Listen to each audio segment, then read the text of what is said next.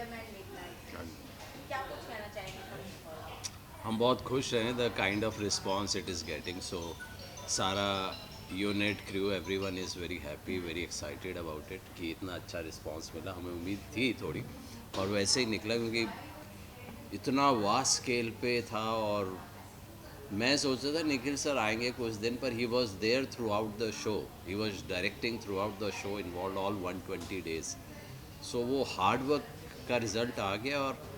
और amazing show है।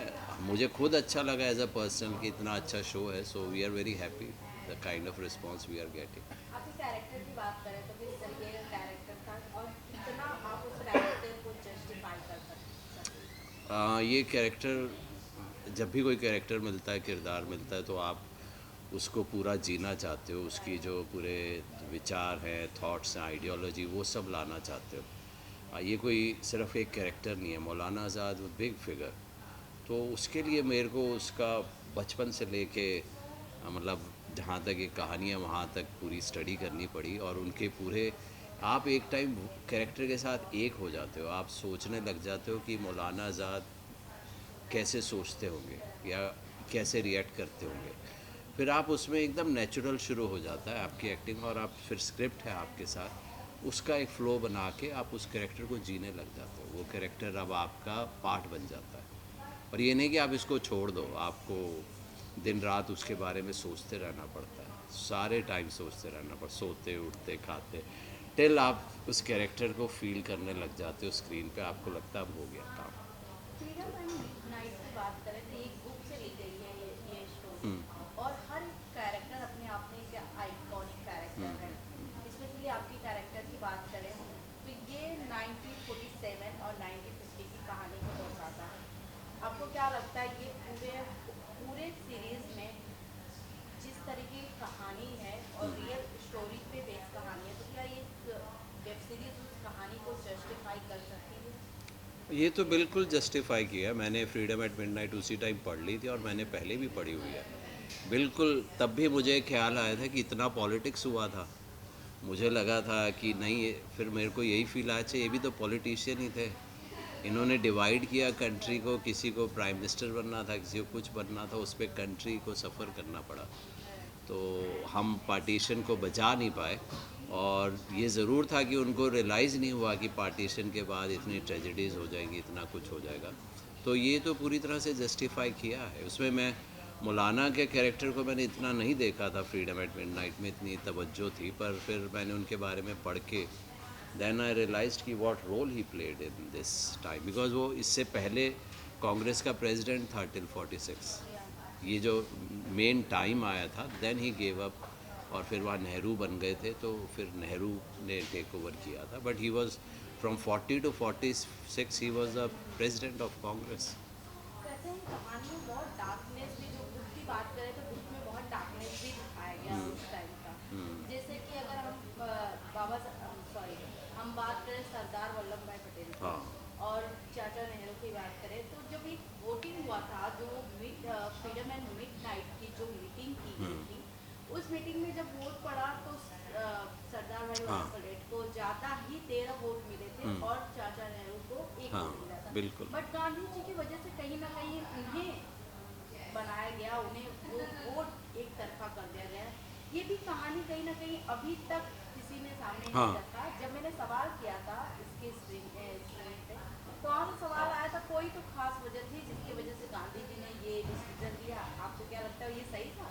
हाँ, गांधी जी का मैंने बहुत पढ़ा है, क्योंकि मैं या संतोषी सर की फिल्म में नेहरू का किरदार प्ले किया था गांधी गोडसे में, तो मेरे तब भी बहुत पढ़ा। तो इस बारे में ये था, गांधी सोचते थे कि इंडिया को लीड करने के लिए Nehru is the right person, क्योंकि वो पढ़े लिखे हैं, लंदन में थे, and he is well educated. आगे जब इंटरनेशनल फोरम पे जाएगा, Nehru can represent more. Sardar Patel is a grass root leader, वो यहाँ कंट्री के लिए काम करने के लिए। तो गांधी जी अपनी जगह बिल्कुल सही थे। अब ये लोगों तक क्या मैसेज गया है, लोग सोच रहे हैं कि हाँ उन्हें क्यों नहीं बनाया, इसे क्यों नहीं बनाया, ये अपना अपना इंटरप्रिटेशन है। और हमने भी ऐसे ही दिखाया है, अपना अपना इंटरप्रिटेशन है। मौलाना भी मतलब in case he was okay कि नेहरू बन जाए, क्योंकि Nehru is much bigger leader. बाद में जो कुछ एक्शंस हुए then Maulana was also not happy कि नेहरू, और मेरे सीन में है भी कि नेहरू अब कांग्रेस नेहरू अब कांग्रेस का हाथ पकड़ के चल रहे हैं, कांग्रेस नेहरू का हाथ पकड़ के नहीं चल रहे। So this is what changed. So I was not happy as a Maulana कि Nehru is not doing the right thing. और शाह काश की बात करें, एक से बढ़कर उम्दा कलाकार थे इसमें। अगर मैं नेहरू के स्पेसिफिक कैरेक्टर की बात करूँ तो बहुत ही यंग सिद्धांत गुप्ता को लिया गया था, और अगर उनकी जगह कोई और रहता एज अ ओल्ड मैन तो क्या ज़्यादा कैरेक्टर अच्छा उभर के आता? अब मुझे ये मैं सोच सकता हूँ क्योंकि अब मैंने भी खुद भी नेहरू प्ले किया था, मैंने निखिल सर को भी, मैंने भी नेहरू प्ले किया है। पर एक ये हो सकता है कि एक यंग एक्टर को नेहरू लेना, एक तो उसका यंग, इन्होंने कहा भी था हम सीरीज़ यूथ के लिए बना रहे हैं, तो शायद young people can associate much with the younger actor who is playing Nehru. एक आध होने चाहिए young actors who are playing that role, बाकी सारे एज ग्रुप के हो जाएंगे, people will may not identify, वो हम लोगों के उसके साथ शायद आइडेंटिफाई करें। उसका भी शो भी आया था। So these are other things and he did a great job मेरे हिसाब से as a young to play that age, I think. और वो बहुत मेहनत से उसने काम किया इस पर, हमने देखा सेट पे। सो वो अपने कॉल्स हैं, they can take any one, वो उनका भी हो सकते हैं। पर हमें लगा नहीं कि कोई यंग एक्टर है, हमें लगा नेहरू ही है।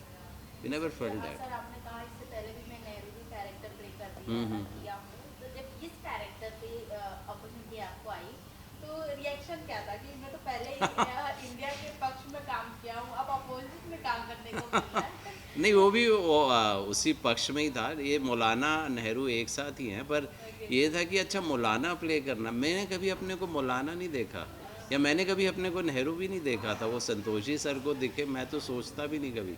और मौलाना सोचना मुझे भी पता नहीं, मुझे सीधा आया कि निखिल सर और वो चैनल चाह रहे हैं कि you just do a test, they want you. तो मैं मौलाना का, बट फिर जब मैंने मौलाना को पढ़ा ना, मैं पर्सनली बहुत आइडेंटिफाई करता हूँ उनके थॉट्स और व्यूज़ से, मैं बहुत ज़्यादा आइडेंटिफाई करता हूँ। मैं एकदम वही हूँ जो ही थिंक्स। इससे पहले गांधी और गोडसे की भी आई थी, आपने हाँ, उसमें भी काम किया है। उसमें किस तरीके के कैरेक्टर थे? उसमें भी हम नेहरू थे, पटेल थे, सब कैरेक्टर्स थे। या पर उधर गांधी गोडसे की स्टोरी थी, या और हम इधर थे कि ये आफ्टर ये था कि अगर गांधी ना मरे, उसका प्लॉट ये था, गांधी सपोज ना मरते तो क्या होता। तो वहाँ से ये स्टोरी शुरू हुई थी। या तो वो अलग एक फिक्शन था, पर it was a good role, I enjoyed that. Wow, आपकी जर्नी की बात करें, जैसे मैं फर्स्ट टाइम आपसे मिल रही हूँ, तो कोई ऐसी 2001, जैसे कि मैंने विकीपीडिया से जाना 2001 से शुरुआत हुई थी और अब आप यहाँ हैं, हाँ, उन सब के पार्ट में कौन सा ऐसा प्रोजेक्ट जो आपको पर्सनली बहुत पसंद है और उससे बहुत ऐसी मोमेंट जुड़ी हुई है जिसे आप हमेशा याद करना पसंद करते हैं? बहुत से प्रोजेक्ट्स हैं, मैं एक तो नहीं बोल सकता हूँ। राइट। मेरे लर्निंग है मेरे प्रोजेक्ट्स की। जैसे मैं कहीं किसी रोज़ जब बालाजी का शो किया था, तो वही मैं हर किसी को एग्जाम्पल लर्न करते हो ना प्रोजेक्ट से।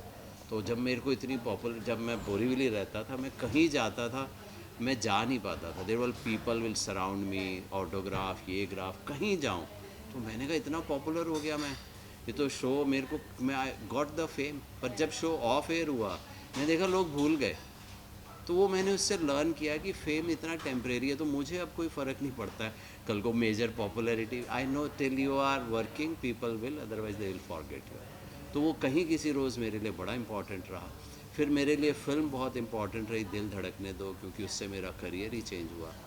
देन द फैमिली मैन जो आया था, बिकॉज हमें लगता है हमने वेब सीरीज़ की फाउंडेशन रखी थी with Family Man. So these are my important landmarks. Web series और फिल्मों में कितना डिफरेंस है सर? क्या कुछ चैलेंजिंग लगता है इन दोनों में? फिल्म तो इज़ वेरी चैलेंजिंग। फिल्म आप इमेजिन करना, आप बड़े स्क्रीन पे देख रहे हो, तो आपकी सोच भी बड़ी हो जाती है। It's a larger than life image, या और इमोशंस को थोड़ा सा बहुत ज़्यादा नेचुरल करना होता है, because people will still catch you, ज़्यादा लाउड नहीं करते हम उसमें। और उसमें एक अलग किक है टू डू, और अपने आप को स्क्रीन पे देखना एक अलग ही लेवल है। और film making, you can't beat films.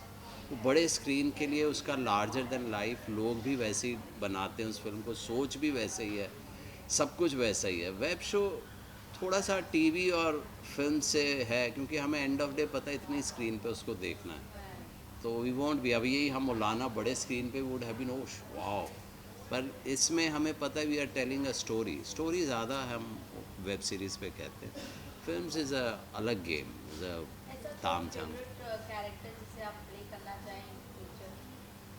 नहीं, ऐसा मेरा कुछ भी माइंड में नहीं है। आई एम वेरी, मेरे को कभी कभी आई डोंट नो, मेरे ना एक बड़ा क्लिक हुआ था कहीं किसी रोज़ में, मेरा बड़ा रोमांटिक रोल था उसमें।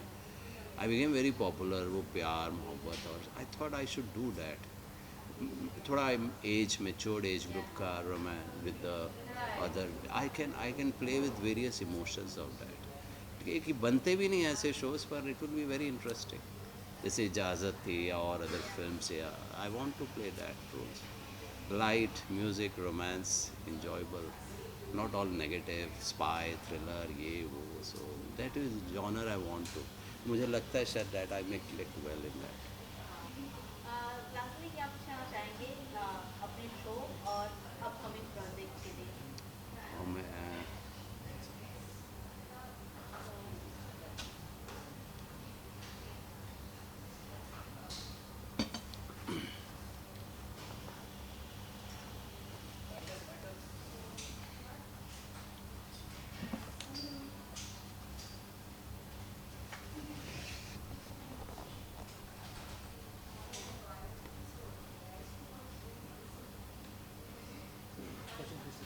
या लास्टली क्या आप कहना चाहेंगे प्रोजेक्ट के लिए? शो के बारे में तो मैं कहूँगा इसको देखते रहिए, प्यार देते रहिए। सीज़न 2 भी आना है, सो तब तक तो इसको देखते रहिए आई थिंक, और धीरे धीरे इसे समझिए।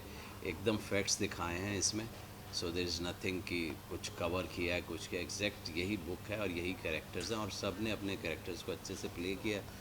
तो प्यार देते रहो। और शो का मैं फ़िल्म कर रहा हूँ एक बड़ा, जिसके लिए मैं एक्साइटेड पूरे साल ही रहा हूँ। एक तेलुगु फिल्म है Mirae, it's a big film.